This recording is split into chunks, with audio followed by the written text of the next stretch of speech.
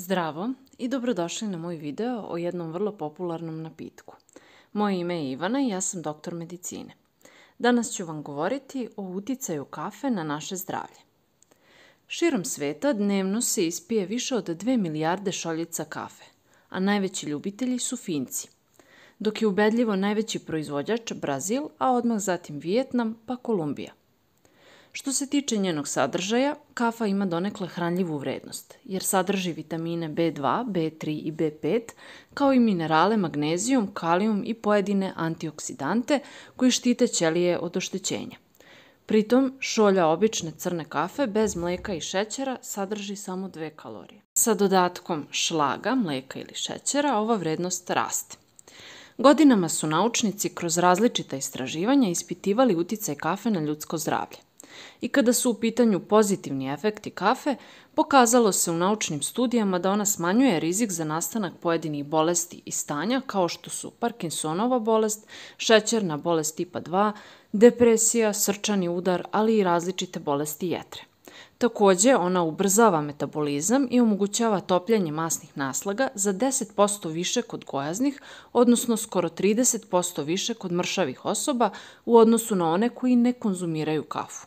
Ali se to uglavnom odnosi na ljude koji su dugogodišnji konzumenti. Nekoliko studija naglašava da je i do 65% manji rizik od razvoja Alzheimerove bolesti kod osoba koje redovno piju kafu, što je, složit ćete se, obećavajući podatak. Međutim, istraživanja su pokazala i neka štetna dejstva. Pa, na primer, češća konzumacija kafe je kod ispitanika dovela do veće učestalosti preloma kostiju, povećanja krvnog pritiska, pojave anksioznosti, endometrioze kod žena i refluksa želudačnog sadržaja te time pojave kiseline. A izbegava se i u trudnoći.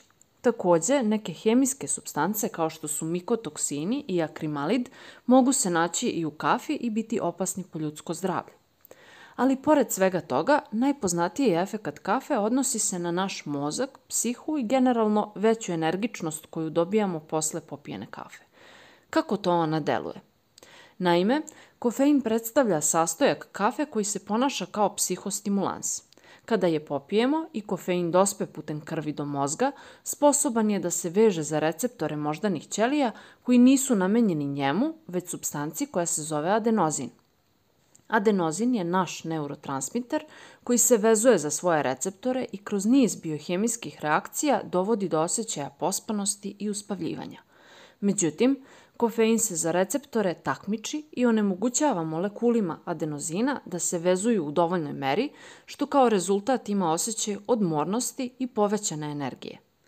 A takođe, kofein, za razliku od adenozina, može doneti i bolje raspoloženje i osjećaj zadovoljstva, jer se dešava da je receptor adenozina često povezan sa receptorom za dopamin, inače neurotransmiter koji donosi taj osjećaj prijatnosti. Ali kada se adenozin veže za takav svoj receptor, često onemogući molekulu dopamina da se veže za sopstveni. Dok kada je kofein u pitanju, on se može vezati za receptor namenjen adenozinu i pritom ostaviti prostora dopaminu da se veže za svoj receptor. Pa tako, ne samo da ćemo imati više energije nakon šolje kafe, već ćemo biti i nešto lepše raspoloženi. Zajedno sa psihičkom uglavnom je poboljšana i fizička sposobnost.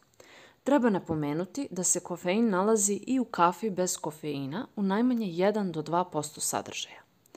Dnevna preporučena doza kofeina je oko 400 mg ili 4 šolje kafe, što se smatra optimalnim za ispoljavanje povoljnih efekata, a izbjegavanje neželjenih. Međutim, osobe kojima određeno zdravstveno stanje ne dozvoljava konzumiranje kafe u toj meri ili uopšte, svakako bi trebalo da je izbegnu.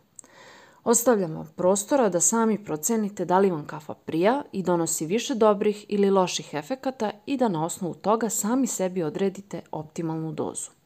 Ukoliko imate pitanja, pišite ih u komentarima, a ako želite da više ljudi pogleda ovaj video, kliknite like.